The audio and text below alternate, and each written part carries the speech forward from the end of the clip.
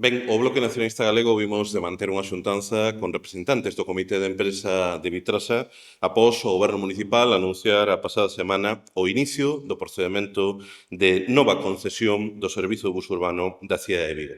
Un anuncio que, de entrada, dende o Bloque Nacionalista Galego, temos que denunciar que se produce envolvido nun moi preocupante escurantismo. En primeiro lugar, porque despois de que xa teñan pasado 6 meses de que vencese o prazo de entrega, nada, absolutamente nada, se sabe do estudo técnico sobre a demanda do transporte urbano colectivo en Vigo, contratado en novembro de 2023 polo Goberno Municipal por importe de case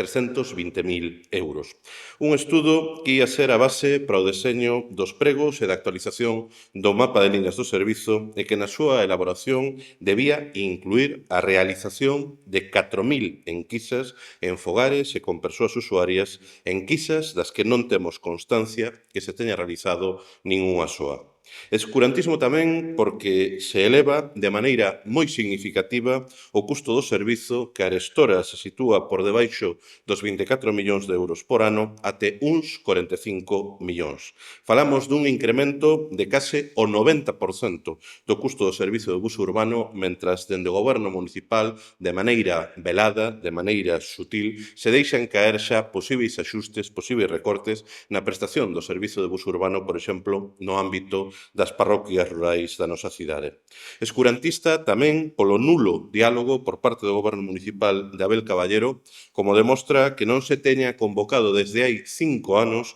o Consello Sectorial de Transportes, que non haxa ningunha interlocución co tecido asociativo, nomeadamente co movimento veciñal que é quen coñece as necesidades reais a pé de rúa nos diferentes barrios e parroquias no que ten a ver co transporte, nin tampouco teña habido ningún tipo de diálogo de interlocución co comité de empresa que representa o persoal que xestiona, que presta o actual servizo de bus. E escurantismo tamén, por último, por non xustificar, inda a día de hoxe, a razón de ter que ir a unha nova prórroga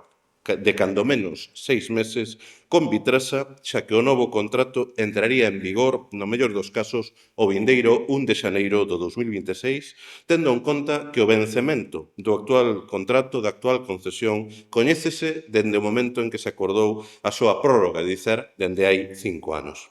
Nesta situación, chegados e chegadas a este punto, diante das enormes deficiencias que sigue a presentar o actual servizo de bus urbano que castiga as viguesas e os vigueses con 250 frecuencias menos de bus das que había antes da pandemia, cun mapa de liñas claramente obsoleto que non conecta adecuadamente os barrios e parroquias da cidade, nin tampouco os servizos esenciais como o Hospital Álvaro Cunqueiro, como o Aeroporto de Peinador ou o campus universitario, cunhas condicións laborais do seu persoal marcadas pola precariedade e tamén co prezo de billete, mesmo bonificado, máis caro de todas as cidades galegas, o BNG insistimos en que a fin da concesión de Vitrasa colócanos diante da maior oportunidade nos últimos 30 anos para dotarmos a principal cidade de Galiza dun servizo de bus urbano á altura do século XXI e para unha urbe de 300.000 habitantes e 110 km cadrados, unha cidade que ten que liderar a súa área metropolitana, pero que ten que ser tamén o verdadeiro motor da Eurorrexión Galiza Norte